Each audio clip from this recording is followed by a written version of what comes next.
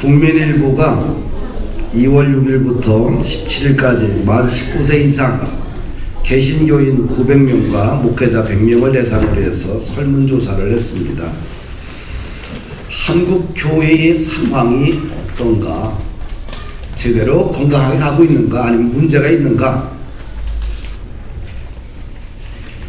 그 조사를 했는데요. 넘겨보세요.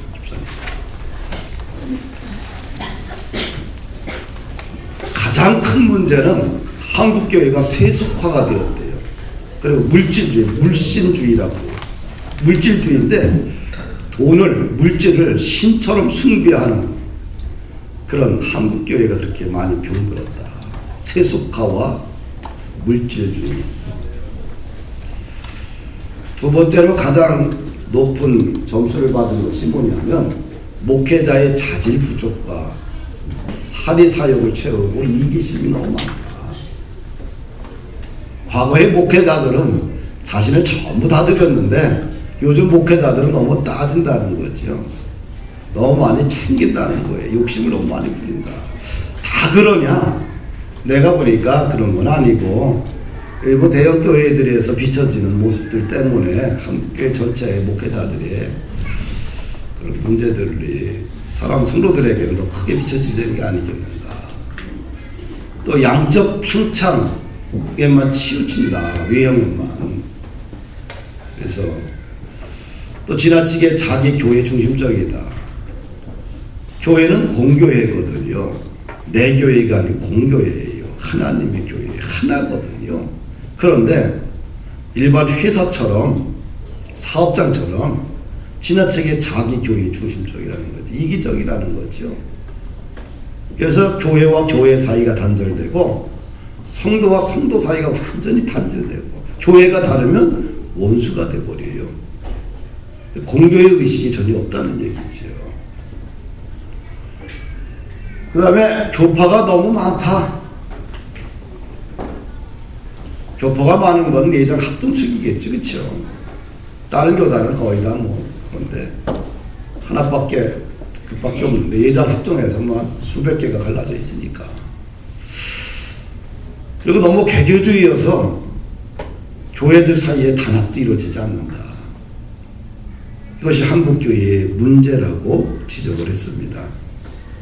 그러면 한국교회가 또 잘하는 것도 있다. 뭘 잘하냐? 구제와 봉사활동을 아주 잘하지 않느냐. 교인들의 67%, 목회자의 89%가 교회가 이것을 잘하고 있다. 또 부정적인 측면도 있지만 잘하는 측면도 있다.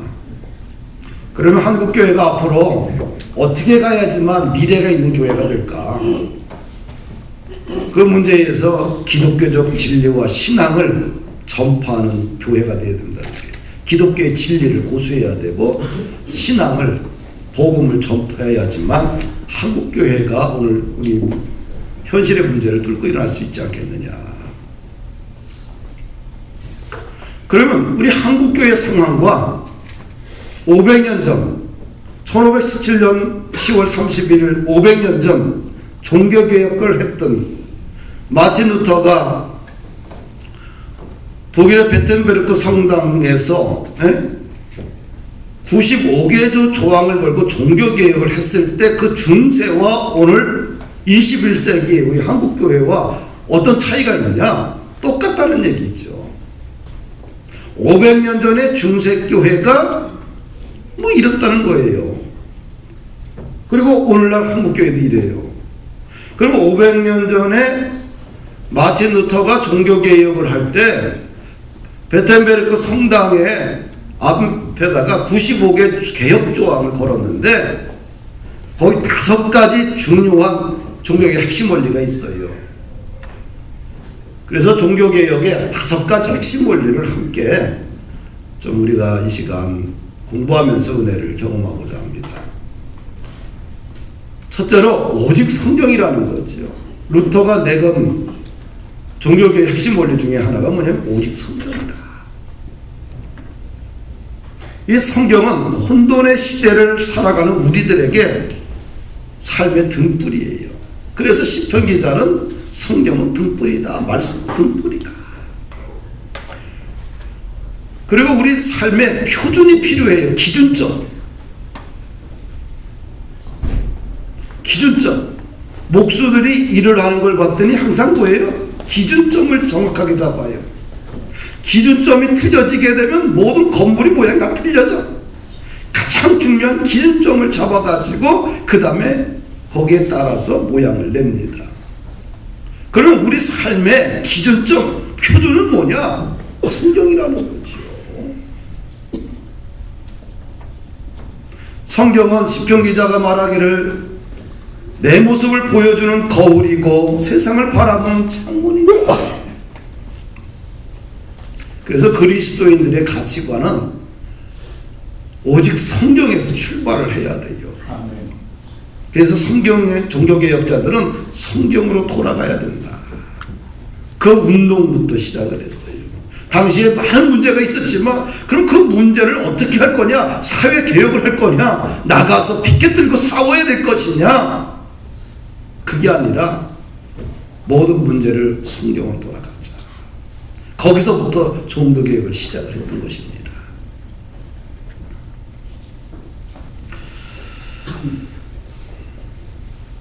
그럼 성경은 뭐냐? 성경은 오늘 본문 말씀 보니까 하나님의 감동으로 쓰여진 책이다. 인간의 지혜로 쓰여진 책이 아니라 성경은 하나님의 감동으로 쓰여졌다.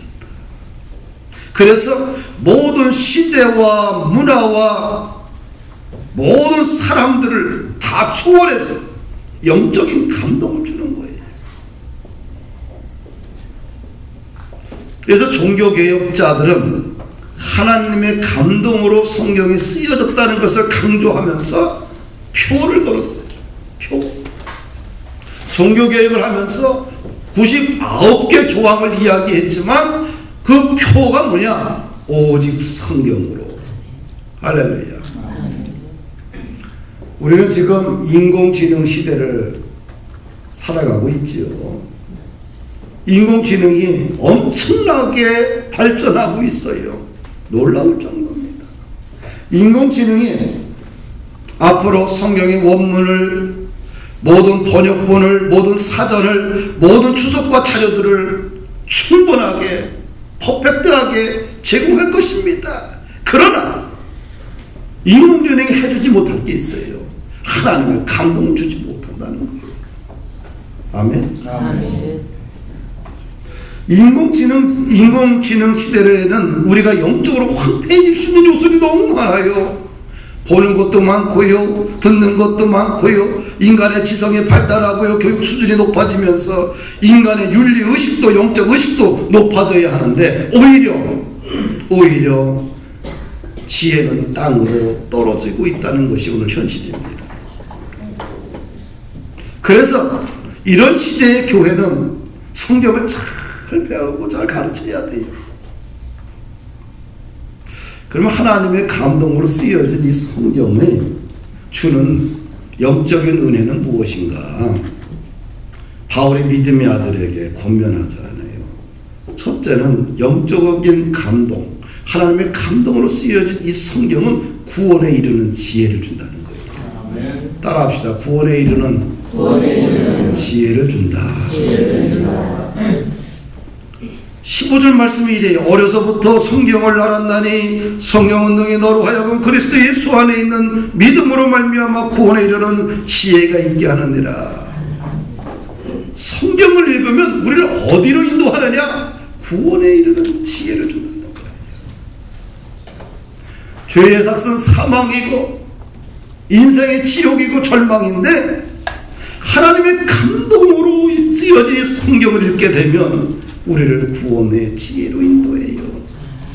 세상 책은 아무리 읽어도 구원으로 인도하지 못해요. 할렐루야. 성경을 읽어야지만 구원에 이르는 지혜를 준다는 거예요. 둘째는 하나님의 감동으로 쓰여진 성경은 사람을 바르게 성장시킨다고 그래요. 우리 16절 말씀 함께 읽었습니다. 모든 성경은 하나님의 감동으로 된 것으로 교훈과 책망과 바르게 함과 의로 교육하게 유익하니. 이 말을 교훈과 책망과 바르게 함과 의로 교육하기 유익하다. 이 말을 갖다 다른 말로 하게 되면 뭐예요? 사람을 온전하게 바르게 성장시키는 책이라는 거예요. 교육의 목표가 뭡니까? 왜 자녀를 낳고 왜 교육을 시킵니까? 왜 교회에서도 많은 교육을 합니까? 또 여러 가지 사회단체에서 왜 이렇게 교육을 많이 받습니까? 교육의 목표는 뭐예요? 사람을 사람답게 훈련시키기 위해서 그래요. 사랑하는 여러분들, 성경을 읽게 되면, 배우게 되면 온전한 성숙한 성도로 성장시킨다는 겁니다. 어떻게 해야지만 온전한 가정이 되고, 어떻게 해야지만 온전하게 내 자녀들이 성장해가고, 내 남편과 내 아내가 온전하게 자랄 수 있을까? 거기 다 포커스가 많잖아요. 온전하지 않기 때문에 문제가 생기잖아요. 성경을 가까이 하면 온전하게 자란다. 셋째로, 하나님의 감동으로 쓰여진 이 성경책을 우리가 사랑하게 되면 하나님의 사람으로 온전하게 돼요. 17절 말씀 보니까 이는 하나님의 사람으로 온전하게 하며, 우리의 목표가 뭡니까? 영적으로 자라는 거예요. 영적으로 온전하게 건강하게 성장하는 거 아닙니까? 성경을 읽게 되면요, 마귀의 사람으로 성장하는 게 아니라 하나님의 영적인 자녀로 온전하게 성장한다는 거예요. 할렐루야. 아멘. 넷째로 보니까 성경을 읽고 감동하는 분들이 어떤 일을 하냐? 모든 선한 일을 행할 능력을 갖추게 한다. 그래서 성경을 사랑하는 사람들을 보게 되면 다 선한 일에 자신의 생명을 걸어요. 선한 일에 자신의 시간을 드리고, 선한 일에 자신의 물질을 드리고, 자신의 땀방울을 드리는 거예요. 봉사하는 직종들 보십시오. 대부분 기독교인들이 많은 거예요.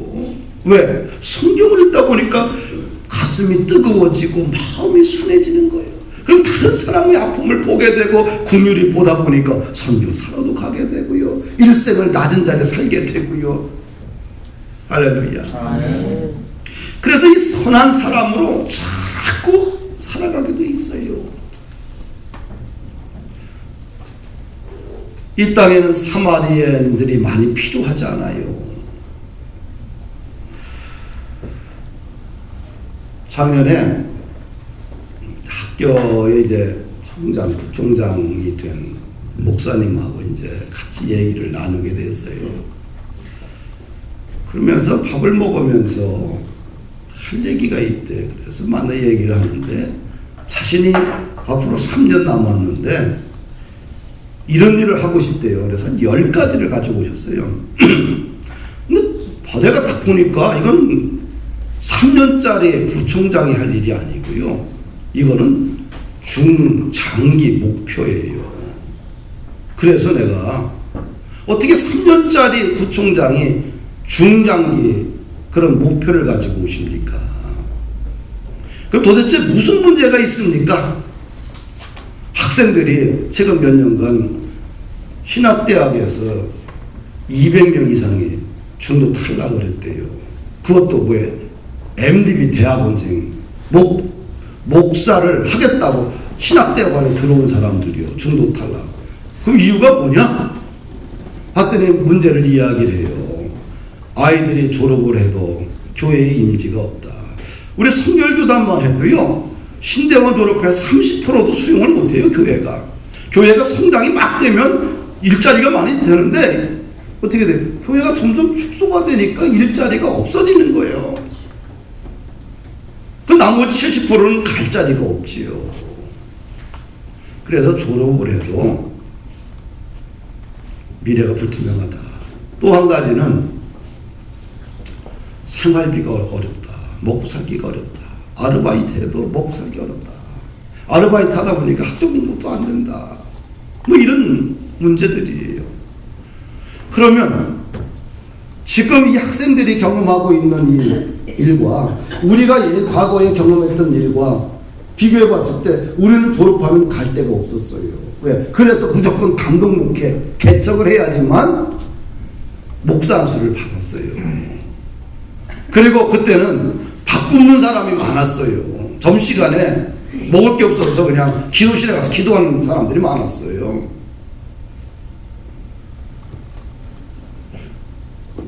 그 다음에 학비, 옛날에 지금 장학금이라도 좀 있지만 과거에는 장학금이 없어서 다 자기 나도 카드 끊어가지고 비싼 이자 내가면서 매학기 돈을 내고 다녔어요. 제가 이제 진단을 하기를 이렇게 진단했어요. 교수님, 아이들이 과거와 지금도 낫습니다. 근데 왜 이 아이들이 이렇게 포기를 합니까? 학교의 교수들이 약합니까? 지금 선후신학대학 교수들은 다 세계 유명대학 다 공부한 퍼펙트한 인간들입니다. 정말 공부 잘해요. 세계 명문대학에서 다 박사학위 받아온 친구들이에요. 많은 세미나 과목들 얼마나 많은지 몰라요. 그런데 왜 학생들이 중도 탈락하냐? 내가 봤을 때는 아이들이 영적으로 너무 허약해져서 그렇다. 그래서 현실을 이길 수 있는 힘이 없어서 그렇습니다. 그래서 내가 종교개혁 500주년이니까 작년 12월 달에 제시하기를 종교개혁 500주년 기념 성경암송대를 하십시다. 성경암송대. 그래서 159조를 줘서 암송하면 100만 원씩 지불하십시다. 그래서 3월 초에 학교에 가서 채플 시간에 비전 선포식을 하고 시작이 됐어요. 학생들 중에 72명이 신청을 했어요. 나는 뭘 원하냐? 이 아이들이 앞으로 성결교단을 이끌어갈 이 아이들이, 이 젊은 청년들이 성경을 암송하면서 그 현실을 이길 수 있는 에너지를 얻고 또 성경을 암송하면서 은혜를 경험하고 성경을 암송하면서 하나님의 지혜를 경험하고 성경을 암송하면서 자신의 비전이 공고해지기를 원하는 거예요. 분명히 그런 역사가 일어납니다. 할렐루야. 나는 공짜로 주는 거 싫어해요. 공짜는 사람들의 가슴 속에 뭐가 없어요? 불을 집어넣지 못해요. 학생들이 자신이 159조를 암송하면서 그 3개월을 끝나서 시험을 5월 20일 날 볼 때에 암송하고 나면 자기 자신에 대해서 뿌듯해져요. 감동을 받아요. 가슴 속에 불이잖아. 뜨거워져. 이것은 100만 원 이상의 가치가 있는 거예요. 이런 얘기를 했습니다. 나도 돈은 없지만 이 아이들 100만 원 딱 시험 보고 나서 그 다음 주에 종강 예배 때 다 100만 원씩 다 나눠줘야 돼. 통과한 사람들은. 어떻게 해야 되느냐? 모금해야죠. 둘이서. 안 그러면 집이라도 팔아서 갖고 와야 된다고. 남의 주머니 다 털어갖고 할 수 있는 건 아니다. 거룩한 일은. 그런 심정으로 하고 있어요. 그래서 하나님 앞에 돈 달라고 기도하고 있어요. 지금. 여러분, 모든 출발을 어디서 찾아야 돼요? 성경에서 찾아야 된다는 거예요. 내 인생이 지금 어렵고 힘들고 고단하고 뭔가 꼬여있고 무엇인가 복잡하고 다단할 때 어떻게 해야 돼요? 그때는 무식한 방법으로 가야 돼요. 오직 성경으로. 그러면 영적인 큰 에너지와 힘을 얻고 극복할 수 있는 지혜를 얻게 돼요. 할렐루야. 두 번째로 종교개혁자들이 잊힌 것은 오직 예수님이다. 예수 그리스도만이 오직 내 인생의 길이요 진리요 생명이라는 사실입니다. 그래서 그 이름을 믿는 자들에게는 하나님의 자녀가 되는 권세를 주셨어요. 하나님께서 주신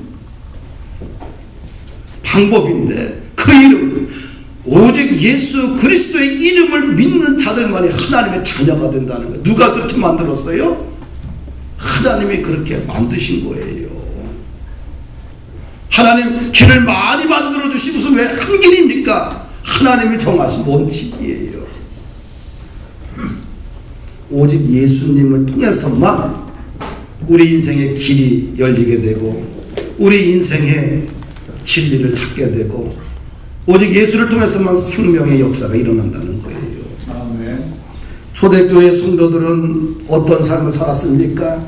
사도행전 5장 42절 보니까 초대교회는 날마다 성전과 집에서 예수는 그리스도라고 가르치기와 전도하기를 그치지 않았다. 초대교회 성도들이 외친 건 하나예요. 오직 예수 그리스도예요. 예수 그리스도라는 이름이 빠진 인생은 열리지가 않아요.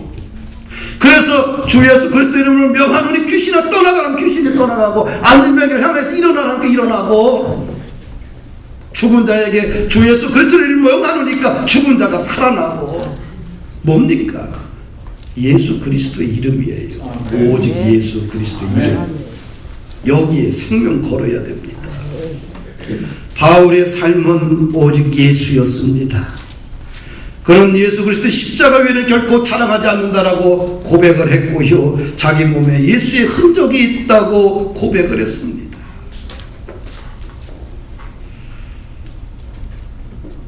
많은 사람들이 돈이 최고다, 건강만 있으면 된다, 지식만 있으면 된다, 좋은 직장만 있으면 다 된다라고 이야기를 해요. 이것도 중요하지요. 그러나 이것은 생명을 거는 대상이 아니에요.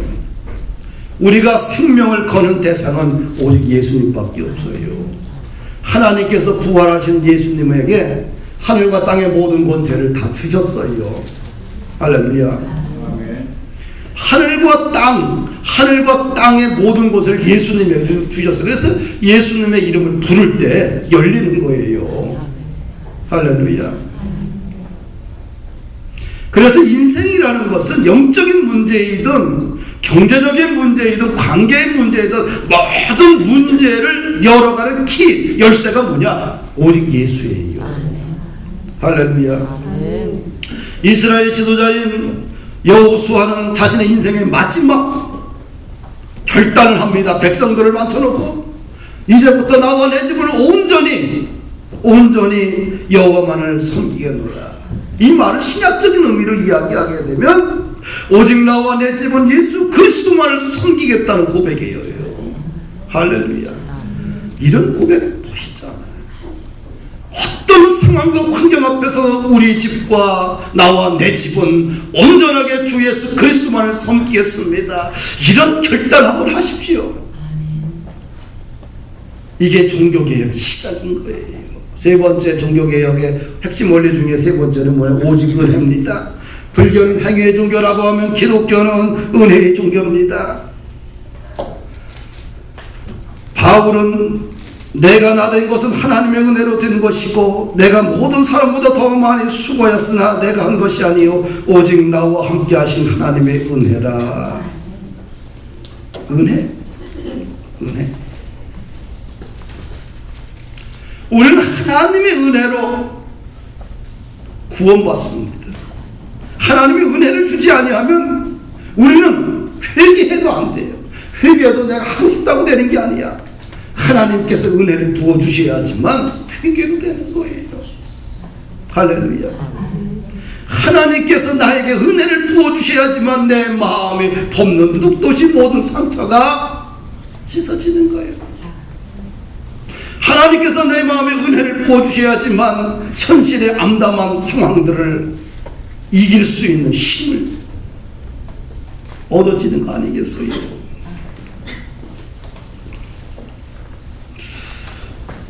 저는 개인적으로 참 늘 하나님의 은혜가 너무 크다 이런 생각을 하고 살아요. 만약에 하나님께서 그 시골에서 예수를 믿게 하지 않았고 이 서울 복판으로 나를 불러내지 않았다고 한다면 내가 뭐 하고 있을까? 농사 지으면서 술 먹으면서 살고 있지 않겠는가? 우리 아버지를 닮아서 내가 술을 잘 먹을 수 있겠다 생각이 들어요. 그러다 보면 내가 그리 많이 오래 살지는 못했을 것이다. 근데 하나님께서 참 예수를 믿게 하시고 예수를 믿게 하고 나서 내가 하나님이 꿈을 주셨는데 그 추천도 못 나오는 그 산골짜기에서 차도 없었거든. 그 당시에요. 비탈길 저도 산골짜기 들어가니까 3미터에 살았으니까. 예수 믿고 나서 내 꿈은 서울이다. 오직 서울. 난 서울 가서 산다. 서울로 대학 간다. 춘천도 못 갔는데 그 꿈 가지고 살았잖아요. 그래서 나는 오직 서울이야. 하나님께서 그때 꿈을 좀 크게 가져서 내 꿈은 오직 워싱턴이다 그랬어야 되는데.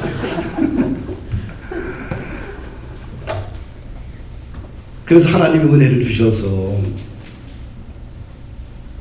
본푸른 교회를 섬길 수 있었고 또 사랑하는 성도들을 섬길 수 있었고 교회를 섬길 수 있어서 얼마나 감사한지 모릅니다. 뒤돌아보면 은혜 아니에요. 그리고 부족한 것들 참 많은데 하나님께서 다양한 사역들을 맡겨주셔서 얼마나 감사한지 몰라요. 작년에 5월달에 우리 최장인 목사님과 3월달에 만나서 이야기를 나누다가 윤홍식 목사님 세 사람이 생각을 하다가 신문사에서 만나서 지금 시대는 종이 시대는 끝났다. 우리가 모바일 인터넷 겸용 우리가 신문을 한번 하자. 근데 한 번도 해본 적이 없잖아요. 그런데 비전문가들이 모여가지고 3월달에 꿈을 꿨어요. 그리고 하나하나 배워가면서 5월달에 신문을 창립을 했어요. 그런데 그 신문을 우리가 세 사람이 사는데요. 너무 재밌게 해요. 그냥 자신의 전부를 던져서 해요. 비용은 받는 보수 비용은 세상에서 최하고 일하는 것은 세상에서 최고로 일을 해요. 하나님의 은혜지요. 그래서 이 신문이 영향력을 갖게 돼서 세계 곳곳에 퍼져서 지금은 엄청나게 많은 사람들에게 보는 신문이 되었어요. 영향력 있는 신문. 이 신문을 통해서 사람들이 막 편지가 와요. 이 보내를 통해서 내 인생이 바뀌었다. 내 삶의 문제를 해결받았다. 요즘 그런 편지 많이 받습니다. 사랑하는 여러분들, 하나님의 은혜 아니겠어요? 하나님의 은혜가 아니면 우리가 어떻게 이렇게 호흡하고 살 수 있겠어요? 종교개혁자들의 네 번째 잊힌 것은 오직 믿음이에요. 믿음이 없이는 하나님을 기쁘시게 하지 못합니다. 우리가 믿음으로 구원받아요. 그렇죠? 믿음이 없으면 구원도 못 받아요. 믿음이 있어야 돼요. 예수님이 아침에 배가 고프셔서 무화과나무를 향해서 저주합니다. 무화과나무를 봤더니 열매가 없는 거예요. 그래서 화가 나서 저주해요. 근데 그때가 무화과나무가 열매를 맺는 때가 아니잖아요. 당연히 무화과나무 잎만 무성하고 열매가 없어야 당연한 건데 열매 없다고 저주하니까 무화과나무가 말라버렸어요. 베드로가 뭐 아침에는 싱싱했는데 지금 무화과나무가 말랐습니다. 예수님께서 저주하더니 말랐습니다. 그런 거예요. 그래서 예수님이 베드로의 질문에 답을 해요. 뭐라고 답을 하냐면 하나님을 믿으라는 거예요. 아니 무화과나무가 말랐는데 그럼 예수님이 밑도 끝도 없이 베드로에게 하나님을 믿어라. 그러면서 22절 이하를 쭉 이야기하긴 이 문제는 뭐냐? 제자들에게 기도의 능력에 대해서 가르쳐 주는 거예요. 너희가 믿고 구하고 선포하는 것들은 다 이룰 줄 믿어라. 할렐루야. 그 하나님을 믿게 되면 역사가 일어난다는 걸 가르쳐 주는 거지요. 야고보 사도는 오직 믿음으로 구하고 조금도 의심하지 말라고 말씀했습니다. 주 예수를 믿으라. 그러면 너와 내 집이 구원을 받으리라. 오직 믿음이에요. 믿음이 있어야 살아요. 불신앙 갖고 안 돼요. 가정도 행복하기 위해서는 남편이 아내를 믿어주고 아내가 남편을 참적으로 신뢰하고 믿어줘야 돼요. 또 부모는 자녀들을 믿어줘야 돼요. 교회는 공동체는 서로가 이런 신뢰의 관계 라프가 형성돼야지만 행복해요. 오직 믿음이에요. 믿음만 있으면 산다. 마지막으로 종교개혁자들이 지금 핵심 주제는 오직 하나님께 영광입니다. 따라합시다. 오직 하나님께 영광. 오직 하나님께 영광. 인간의 삶의 목적이 무엇이냐? 우리가 신앙생활하는 삶의 목적이 무엇이냐는 얘기지요. 웨스트민스터 신앙 고백서를 보게 되면 우리 믿음의 선배들이 잘 요약해냈어요. 그 신앙의 첫 번째 항목에서 이런 질문을 합니다. 사람의 제일 되는 목적은 무엇인가? 같이 봅시다. 답은 하나님을 영화롭게 하고 하나님으로 말미암아 영원토록 즐거워하는 것이다. 할렐루야. 이것이 신앙인들이 살아가야 될 삶의 목적이라는 거예요. 세상에서 축복받고 돈 많이 벌고 많은 공부를 하는 것이 목적이 아니라, 그것도 중요하지만 하나님을 영화롭게 하고 하나님으로 말미암아 그 은혜로 말미암아 영원토록 즐거워하게 살아가는 것이 우리 신앙인들의 삶의 목적이라고 그래요. 거듭나지 않은 자연인들은 인생의 목적이 참 다양합니다. 어떤 분은 돈 버는 것이 목적이었고, 어떤 사람은 사랑이 목적이었고, 어떤 사람은 좋은 행복한 가정을 꿈꾸는 사람이 있고, 어떤 사람은 건강이 목적이었고, 어떤 사람은 명예와 권력을 얻는 것이 목적일 수 있습니다. 이것은 기본적으로 자연인들은, 거듭나지 않은 사람들은 자기를 사랑하기 때문에 꿈꾸는 목적이겠지요. 왜? 하나님을 모르고 예수님을 모르기 때문에, 성경을 모르기 때문에 그렇습니다. 그런데 거듭난 성도들이 예수님을 알고 성경을 알고 천국을 알고 지옥을 아는 우리 거듭난 성도들이 이런 자연인들과 같이, 거듭나지 않은 사람들과 같이 인생의 목표를 그렇게 둔다고 한다면 그 사람은 완전히 잘못된 인생을 살아가는 것이겠죠. 그렇죠? 최소한 거듭난 성도들은 어떻게 대답을 해요? 당신의 삶의 목적이, 첫 번째 목적이 무엇입니까? 물게 되면 어떻게 돼요? 하나님께 영화롭게 하는 것입니다. 또 하나님을 통해서 그 은혜를 받고 기뻐하는 것입니다. 할렐루야. 우리나라 대한민국 헌법 1조 1항에 뭐라고 써 있어요? 대한민국은 무슨 공화국? 민주공화국이다. 2항은 대한민국의 주권은 국민으로부터 나오고 국민에게 있고 모든 권력은 국민으로부터 나온다. 왜 이것을 갖다가 대한민국 헌법에 1조 1항과 2항에 집어넣습니까? 가장 중요하기 때문에. 대한민국을 어떻게 통치할 것인가, 그 원리가 1항에 나오는 거죠. 그렇죠? 1조 1항에. 대한민국은 헌법이라는 무엇이냐면 가장 기본이 되는 법이 있지요. 동시에 국민들의 권리를 보장하고 국가의 근본을 알리는 최고의 법이 헌법입니다. 민주공화국이다. 민주주의와 공화국이라는 단어가 합성어죠. 민주주의는 뭡니까? 국가의 권이 국민에게 있고 국민을 위해 정치를 하는 제도가 민주주의예요. 그럼 민주공화국, 공화정은 뭡니까? 공화정이라는 것은, 공화국이라는 것은 1인 독재가 하는 나라가, 이 군주국가가 아니라 공공의 이익을 위해서 함께 운영하는 제도가 공화정입니다. 그래서 우리가 여권에 보게 되면 우리 대한민국을 어떻게 썼냐면 코리아라고 쓰지 않고요, 리퍼블릭 오브 코리아라고 써 있어요. 그렇죠? 여권을 한번 보셔요. 리퍼블릭이라는 말이 공공이라는 뜻이잖아요. 그래서 왜 국민들이 박 대통령에게 분노했느냐 하면, 헌법을 통해서 민주주의 공화국은 투표를 통해서 대통령을 뽑았는데 그 대통령이 뭐예요? 이 최순실과 함께 국가의 기밀 문서를 함께 나눠 가졌기 때문에 분노하는 거예요. 문제는 최순실을 갖다가 국민들이 투표를 통해서 뽑아준 사람이 아니에요. 이게 개인이요. 이 개인에게 국가의 기밀이 넘어간 거죠.